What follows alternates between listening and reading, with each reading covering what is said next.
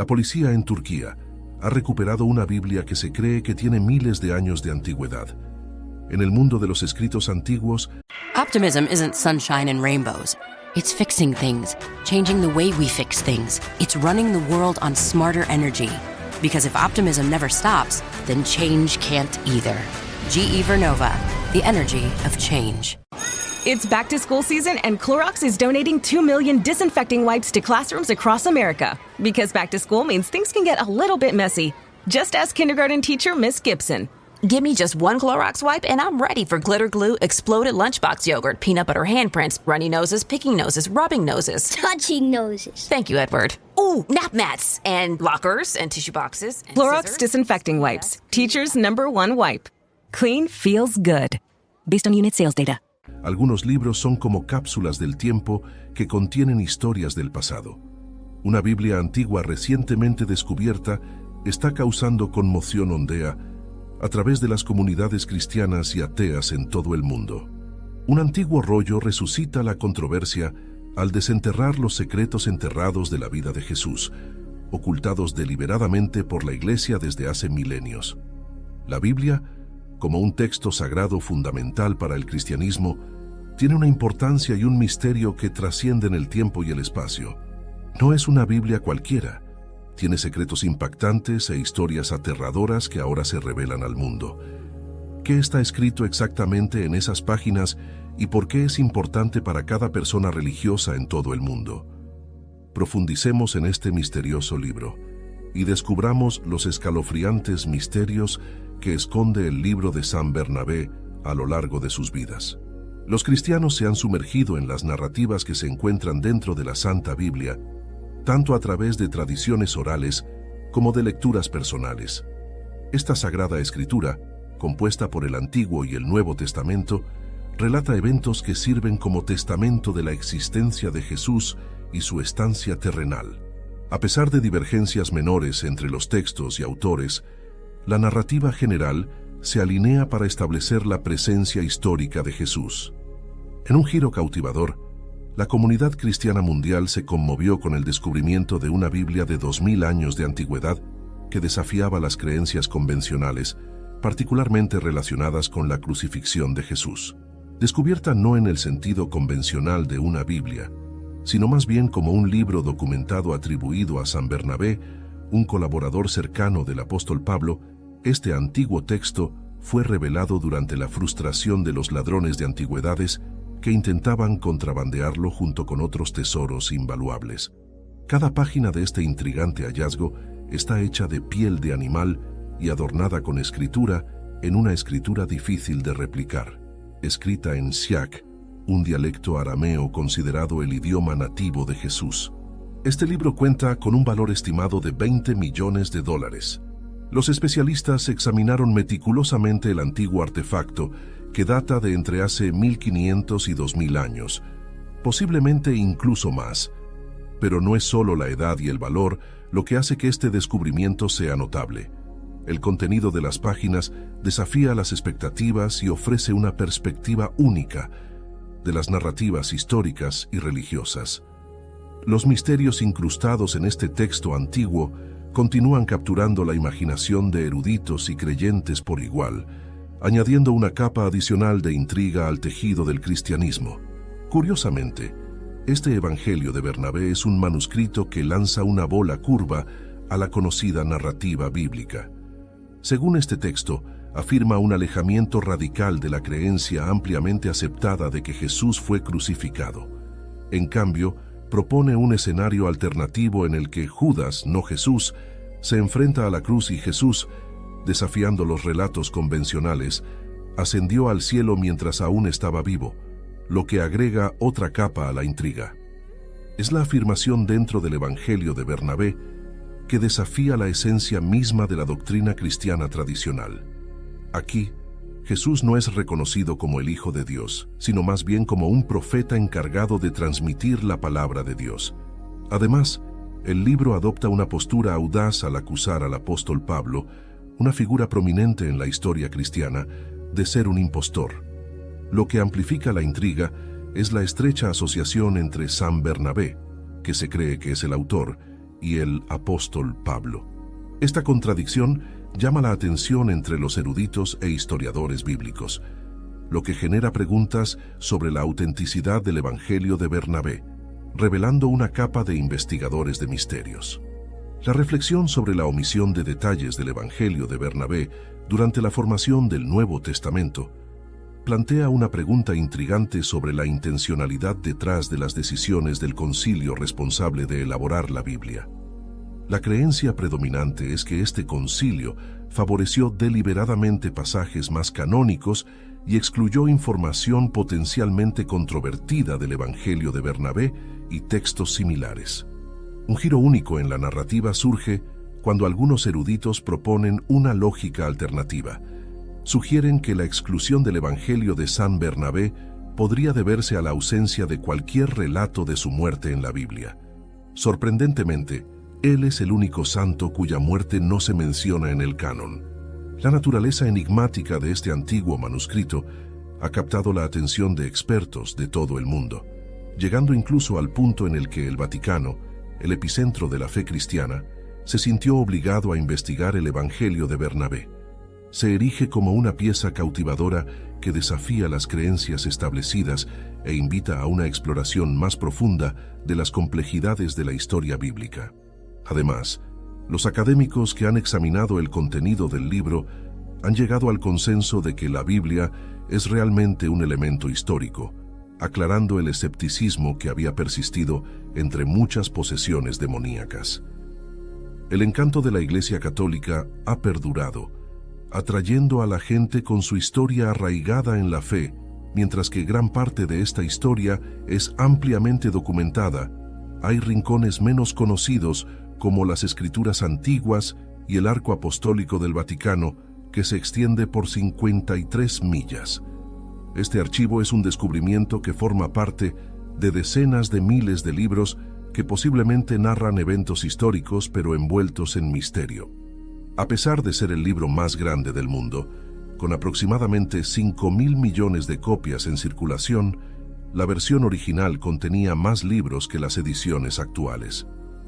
Esta anomalía ha provocado intriga, con 14 textos de la Biblia original que permanecen sin revelar en las versiones contemporáneas. La ausencia de estos textos plantea preguntas sobre lo que podrían ocultar las instituciones religiosas. A medida que la gente se dio cuenta de esto, comenzó una exploración más profunda de estas historias y textos antiguos, particularmente aquellos que giran en torno a seres misteriosos que han capturado la imaginación de muchos. La búsqueda de comprender estos enigmáticos cuentos agrega una capa adicional de fascinación al intrincado tejido de la historia religiosa. El concepto de posesión demoníaca sugiere que el comportamiento de un individuo podría estar influenciado por un demonio o un espíritu que lo obliga a realizar acciones contra su propia voluntad. Aquellos que afirman haber experimentado posesión comúnmente describen síntomas como pérdida de memoria, pérdida de autocontrol y escuchar voces. Does it ever feel like you're a marketing professional just speaking into the void?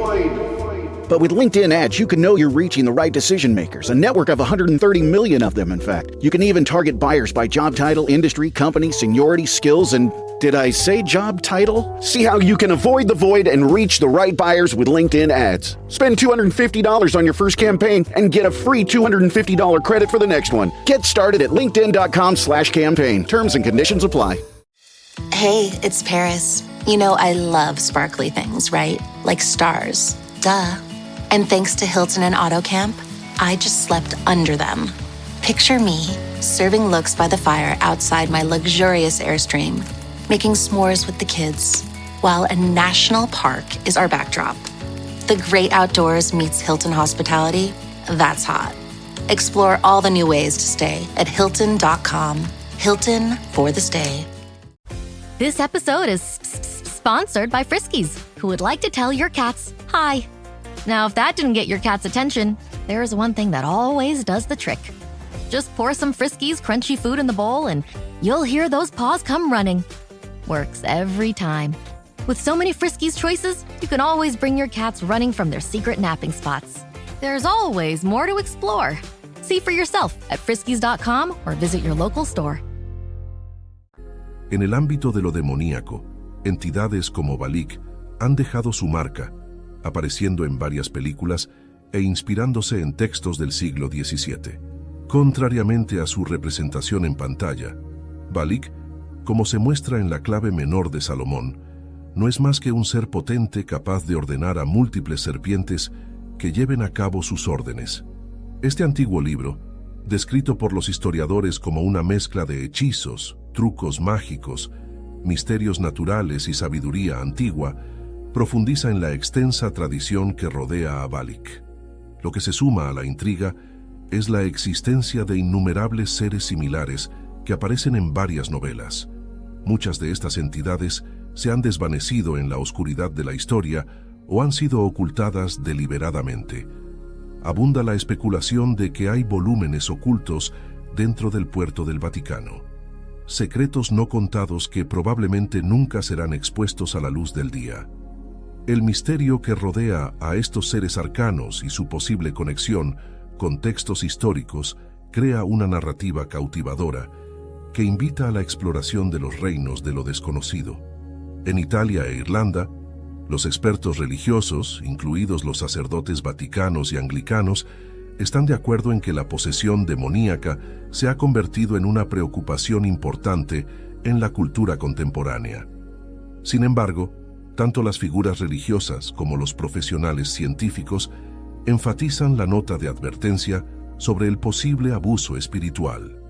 El padre Dino, un exorcista proveniente de Sicilia, reconoce el debate en curso dentro de la Iglesia sobre las creencias en los exorcismos. Destaca la importancia del entrenamiento en exorcismos y reconoce que incluso los exorcistas cometen errores. Por otro lado, el padre Collins en Irlanda señala la creciente demanda de orientación y asistencia por parte del pueblo irlandés para lidiar con fuerzas demoníacas percibidas, una demanda que ha surgido en los últimos años.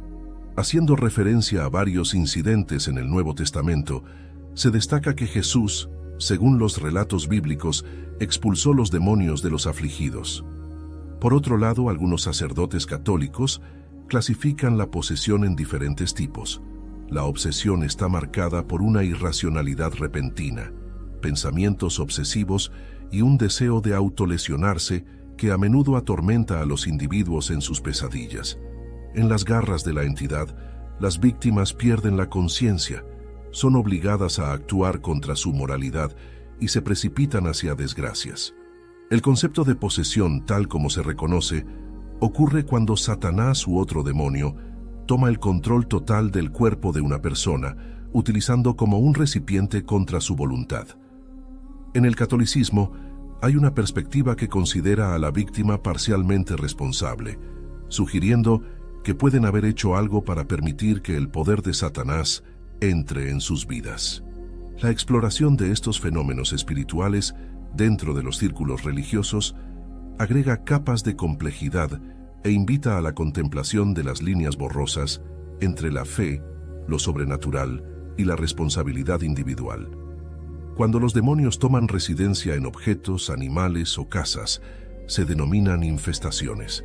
Por otro lado, la sujeción ocurre cuando un individuo voluntariamente renuncia al control de su libre albedrío, permitiendo que su cuerpo sea utilizado como un recipiente para propósitos impíos. Los signos de posesión abarcan no solo lo extraño, como la fuerza sobrehumana, sino también lo paranormal, como la capacidad de hablar en idiomas extranjeros, conocimiento de información oscura sin el conocimiento de la víctima, expresiones de herejía, rabia desenfrenada y malas palabras excesivas. La doctrina católica enfatiza que la posesión demoníaca a veces puede ser errónea para problemas de salud mental y advierte contra la confusión de los dos. Los remedios considerados para la posesión están estrictamente permitidos bajo la supervisión autorizada de un obispo, siguiendo pautas meticulosas. Sin embargo, en la práctica, estas reglas a menudo se pasan por alto y muchas personas buscan la ayuda de exorcistas no oficiales, en lugar de navegar por los canales burocráticos requeridos para la aprobación del Vaticano. Esta búsqueda clandestina de alivio espiritual señala el desconocimiento del mundo del exorcismo y la intervención demoníaca. El Evangelio de Tomás está entre las primeras escrituras cristianas excluidas del Nuevo Testamento. Pocas cosas han cautivado e intrigado tanto a los lectores contemporáneos como el Evangelio de Tomás. La fascinación es fácilmente evidente. Este Evangelio presenta una visión del cristianismo que es notablemente, incluso radicalmente distinta de la percepción convencional asociada con el término cristianismo. Curiosamente, esta perspectiva única resuena fuertemente con las preocupaciones de los buscadores espirituales modernos de mentalidad independiente. Independientemente de su afiliación religiosa, el Evangelio de Tomás consta de 4 dichos atribuidos a Jesús en lugar de narrar eventos de su vida. Algunos de estos dichos tienen variaciones encontradas en los Evangelios del Nuevo Testamento de Mateo, Marcos o Lucas, notablemente diciendo que el apóstol Pablo también hace referencia al número 17 en 1 Corintios 2:9. Sin embargo, la mayoría de los dichos en el Evangelio de Tomás son exclusivos de este texto. El significado del nombre de los apóstoles vinculado al texto de Tomás es fundamental para comprender el significado general del Evangelio de Tomás. Es importante tener en cuenta que, al igual que la atribución de los Evangelios del Nuevo Testamento a Mateo y Juan, el apóstol Tomás no es el autor genuino. El término Tomás se traduce como gemelo tanto en arameo como en siriaco. La Escritura retrata a Tomás como el gemelo espiritual de Jesús, lo que significa un profundo parecido espiritual. Tomás logra esta parodia espiritual a través de la adquisición de gnosis, que denota la salvación lograda a través de una comprensión experiencial mística de la verdadera naturaleza espiritual de la realidad, particularmente la esencia última del yo. Esta representación de Tomás como una contraparte espiritual de Jesús agrega una capa intrigante a la exploración de la comprensión profunda y el misticismo dentro del contexto del cristianismo primitivo. La gnosis, una profunda comprensión y conocimiento espiritual, se presenta en el Evangelio de Tomás como una meta alcanzable para cualquier persona. La esencia es guiar a los lectores hacia el logro de una similitud mística con Cristo mismo, como se expresa en el dicho 108, «El que beba de mi boca será como yo soy. Yo también me convertiré en él, y las cosas ocultas le serán mostradas». En el Evangelio de Tomás, la gnosis se presenta como un tipo de conocimiento que trasciende la comprensión ordinaria y no puede comunicarse efectivamente solo a través de palabras. Jesús, en respuesta a los discípulos que buscan instrucciones explícitas para la salvación, reprende su pensamiento literal. Hey, it's Ryan Reynolds here from Mint Mobile. Now, I was looking for fun ways to tell you that Mint's offer of unlimited premium wireless for $15 a month is back. So I thought it would be fun if we made $15 bills. But it turns out that's very illegal. So there goes my big idea for the commercial. Give it a try at mintmobile.com/switch. Upfront payment of $45 for 3-month plan equivalent to $15 per month required. New customer offer for first 3 months only. Speed slow after 35 gigabytes if network's busy. Taxes and fees extra. See mintmobile.com. Are your business expenses playing hide and seek? With Uber for Business, the small spends that slip through the cracks, like rides and meals, go right where you need them. Because it integrates with leading expense platforms, you can say goodbye to surprise costs, missing dollars, or chasing receipts. Everything's track-downable. Uber for Business. Make small steps that make a big impact. Learn more at uber.com/small steps. Don't chew on that, Max. Cooper loves that chew, too. Oh, now he's into Cooper's food. Wow, he is loving it. What do you feed Cooper? Blue Buffalo Life Protection Formula. He never leaves a crumb. I love it because it's made with high-quality protein, nutrient-rich fruits and veggies, and wholesome whole grains. Looks like we're switching to Blue. Blue Buffalo foods are made with the superior ingredients your dog needs to thrive. Can your dog food say that? Visit feedbluefood.com to learn more. En cambio, proporciona dichos enigmáticos que alientan a los lectores, muy parecidos a los discípulos, a pasar del pensamiento crítico rígido a modos más intuitivos y sutiles de comprensión. La anticipación de la segunda venida de Jesús y la dramática llegada del reino de Dios tuvieron una importancia sustancial en el cristianismo primitivo. Sin embargo, el Evangelio de Tomás desafía las interpretaciones convencionales de estas ideas, diciendo en el dicho 3 que el reino de Dios está dentro de ti y a tu alrededor, enfatizando que aquellos que adquieran autoconocimiento descubrirán este estado espiritual del ser. A diferencia de la expectativa predominante de eventos terrenales futuros, el reino de Dios, según el Evangelio, es una realidad presente y accesible para aquellos que adquieren gnosis en el aquí y ahora. La mayoría de los eruditos creen que el Evangelio de Tomás tomó su forma actual a finales del siglo I o principios del II. Sin embargo, su contenido comprende material mucho más antiguo que se basa en colecciones de dichos atribuidos a Jesús que circularon entre los primeros cristianos. A diferencia de los evangelios del Nuevo Testamento de Mateo, Marcos y Lucas, el Evangelio de Tomás no parece utilizar los evangelios incluidos posteriormente en el Nuevo Testamento como fuentes. Incluso cuando hay una superposición, las versiones de los dichos en el Evangelio de Tomás difieren significativamente de las del Nuevo Testamento. Esto sugiere que el autor de Tomás puede haber recurrido a fuentes tanto orales como escritas que influyeron en los evangelios del Nuevo Testamento en lugar de usarlos directamente. Sorprendentemente, los evangelios mismos omiten ciertos dichos del Nuevo Testamento atribuidos a Jesús que podrían haber respaldado sus objetivos teológicos a pesar de los esfuerzos de supresión. Este evangelio fue popular en la Antigüedad tardía y fue mencionado o citado por los primeros escritores cristianos. Su influencia persistió hasta los siglos V y VI, y hoy en día solo quedan 2 copias, una versión griega fragmentada, probablemente su idioma original, y una traducción copta casi completa de la biblioteca Nag Hammadi. La importancia del contexto egipcio en la conservación de manuscritos antiguos es notable. Los egipcios son conocidos por sus métodos únicos de escritura jeroglífica y documentación. Con manuscritos antiguos como los textos de las pirámides y el libro de los muertos siendo ejemplos prominentes. Estos textos están llenos de hechizos y rituales relacionados con la muerte y el más allá, a menudo acompañados por rollos de papiro posteriores que contienen fórmulas místicas para la salud y la prosperidad, incluidas maldiciones para los adversarios percibidos.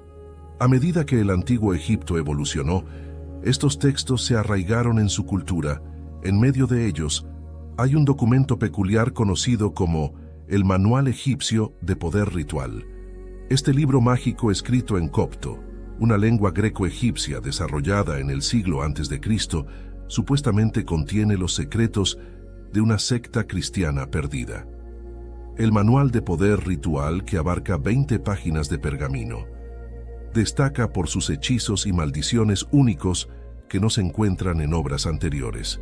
Lo que lo hace aún más misterioso es su referencia a una figura central llamada Bak-Toa, reconocido como el gran señor de 49 especies de serpientes, una característica poco común que no se encuentra en ningún otro texto antiguo. Enoc es sin duda una figura cautivadora en los cuentos bíblicos. No solo era bisnieto de Adán, sino que también era el bisabuelo de nada menos que Noé. El mismo Enoc llevó una vida de profunda santidad y fe inquebrantable, dedicada enteramente a lo divino. En la Biblia hay 2 personajes llamados Enoc. El primer Enoc es mencionado en Génesis 4, 17, 18. Es el hijo de Caín y el padre de Irad, y se registra como el constructor de una ciudad que lleva su nombre. El segundo Enoc es un personaje notable que se menciona en Génesis 5, 18, 24. Este Enoc es el hijo de Jared, quien a su vez es el bisnieto de Adán. Según el relato bíblico, Enoc caminó con Dios y fue llevado al cielo por Dios sin experimentar la muerte. Esta narrativa se destaca por su brevedad y misterio en comparación con otros patriarcas bíblicos. La influencia de Enoc reverberó a través de los tiempos cuando se convirtió en el patriarca de muchos, dejando una marca indeleble en la narrativa bíblica en desarrollo. Lo que hace que la historia de Enoc sea verdaderamente extraordinaria es que, junto a Elías, Él es uno de los pocos elegidos de la Biblia que de manera bastante notable pasó por alto el curso habitual de la muerte y en su lugar aparentemente fueron llevados directamente al cielo. La historia de Enoc, entretejida con un linaje de longevidad y una partida celestial, agrega una capa de mística al gran tejido de la narrativa bíblica que profundiza en el carisma de Enoc, una figura intrigante grabada en la narrativa del Génesis. Se desarrolla un evento críptico, cuando Dios se lo lleva después de 356 años notables en la tierra. Esta partida enigmática refleja el acto divino presenciado por Elías el profeta, agregando un toque etéreo a la historia de Enoc. La vida de Enoc se desenvuelve como un tapiz tejido con una fe inquebrantable, que lo distingue como una figura que goza del favor divino. El extraordinario afecto de Dios por Enoc trasciende el curso ordinario de la mortalidad, evitándole los golpes de la muerte, una gracia rara y notable extendida a muy pocos más allá del guión bíblico. La influencia de Enoc resuena a través de las tradiciones judías y cristianas, renombrado como el escriba del juicio y acreditado como el autor del libro de Enoc. Su nombre resuena en varios textos bíblicos, desde el Evangelio de Lucas hasta la Epístola a los Hebreos y la Epístola de Judas. La Iglesia Católica, la Ortodoxia Oriental, honran a Enoc como un santo, elevando su estatus a Enoc. Su papel se extiende más allá de ser una mera figura histórica. Emerge como un predicador prominente, una voz valiente en un mundo contaminado por la inmoralidad. Sus sermones hacen eco de los juicios de Dios sobre la humanidad, preparando el escenario para la misión posterior de Noé, como predicador de justicia y constructor de la icónica Arca. Para desentrañar las profundidades de los antecedentes de Enoc y sus encuentros sobrenaturales, uno debe navegar por los libros apócrifos que se le atribuyen. Estos textos iluminan las dimensiones místicas de esta cautivadora figura bíblica, que ofrece un portal a un reino donde lo divino y lo terrenal convergen en una intrigante armonía. Are you a forward thinker? Then you need an HR and finance platform that thinks like you do. Workday is the AI platform that helps propel your organization, your workforce, and your industry into the future. Workday, moving business forever forward. Jif peanut butter. It's that jiffing good, it doesn't really need advertising. So instead, enjoy the calming sounds of the ocean. Jif. Ooh, it's that jiffing good. Get your Jif at Jif.com. Welcome to Sephora. I'm looking for a perfume that's not too perfumey. I got you. Serum moisturizer or moisturizer serum. Let's get into layering. My concealer is making me look worse. Sounds like the wrong shade. Let's get you matched. There's only one store that really gets what you're going for. Get beauty from people who get beauty. Only at Sephora. Hi, Let's get you a basket. El libro de Enoc abarca diversas obras monumentales que profundizan en conceptos profundos como las recompensas, el castigo, el fin del mundo y el juicio final.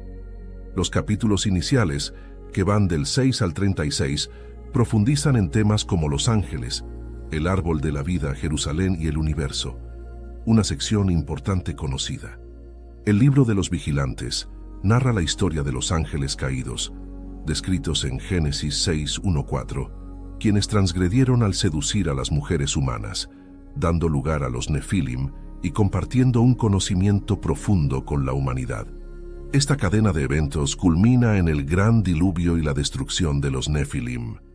El término Nefilim denota a los caídos, representados como seres colosales. Las interpretaciones sobre la relación entre los hijos de Dios y los Nefilim varían.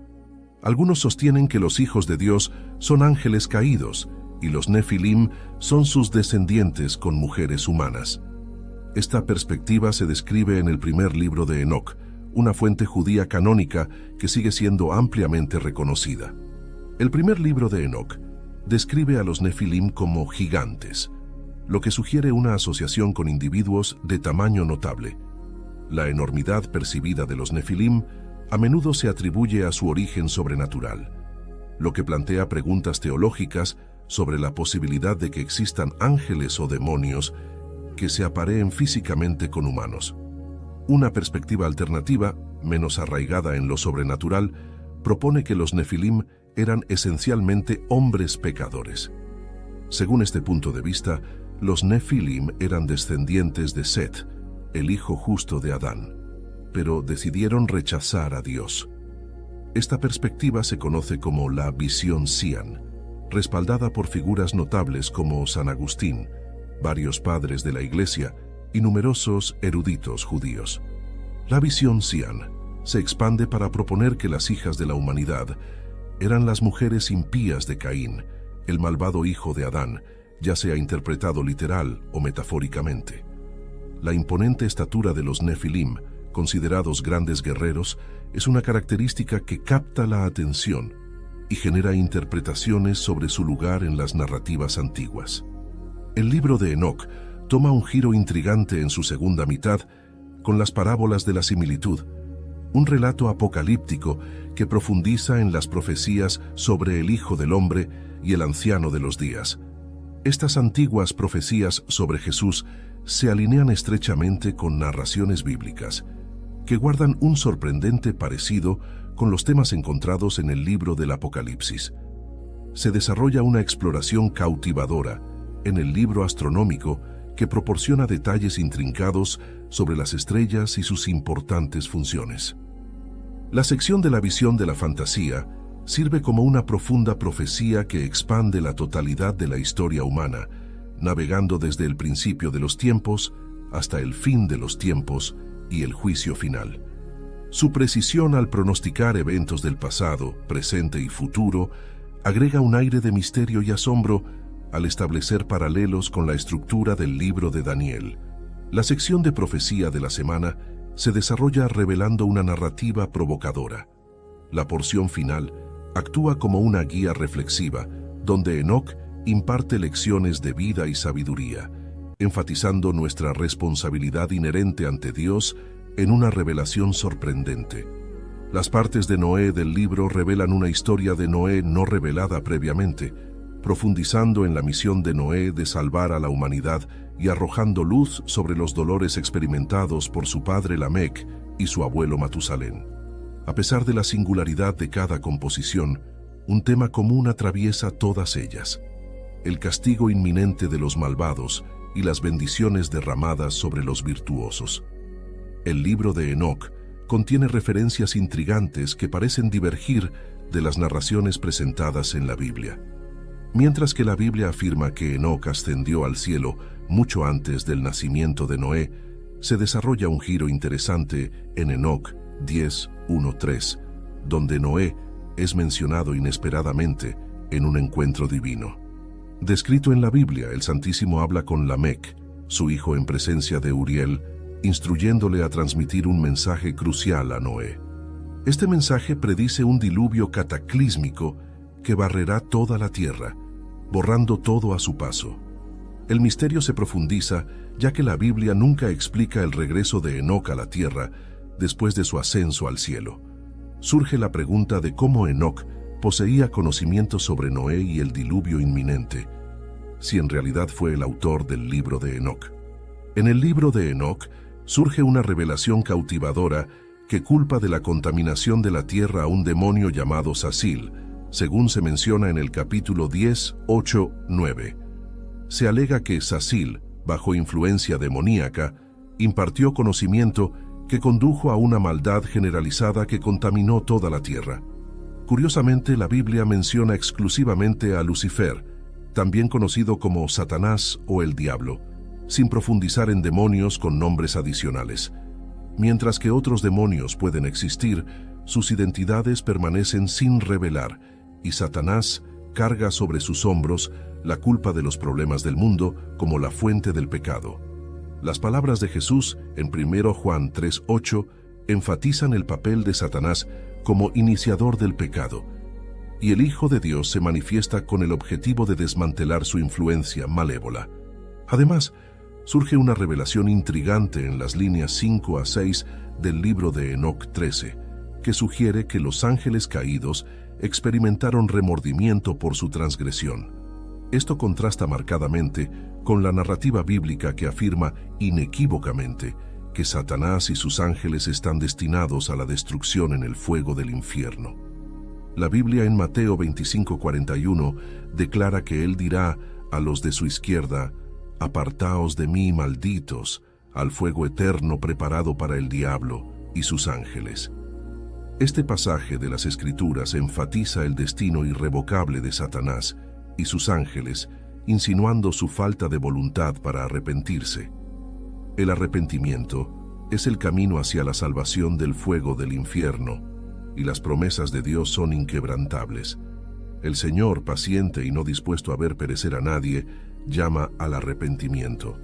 El libro de Enoc introduce la noción intrigante de que los demonios no solo se arrepintieron, sino que también perdieron la capacidad de comunicarse con Dios después de su rebelión inicial. Afirman una incapacidad para levantar sus ojos al cielo o establecer contacto con lo divino. Sin embargo, surge una aparente inconsistencia cuando Satanás, en el capítulo 1, se involucra en comunicación directa con Dios en el cielo con respecto a un trabajo y su lealtad. La representación de Enoc de Dios en el cielo difiere de la descripción bíblica, ofreciendo una experiencia única y una perspectiva sobre el concepto del cielo. En el cautivador Apocalipsis 21:21 se pinta una imagen inspiradora del suelo de la ciudad celestial, adornada con la esencia resplandeciente del oro. Imagina una ciudad donde las mismas calles bajo tus pies no solo están pavimentadas con oro, sino también modeladas a partir de un luminoso vidrio translúcido que brilla con la pureza de este metal precioso.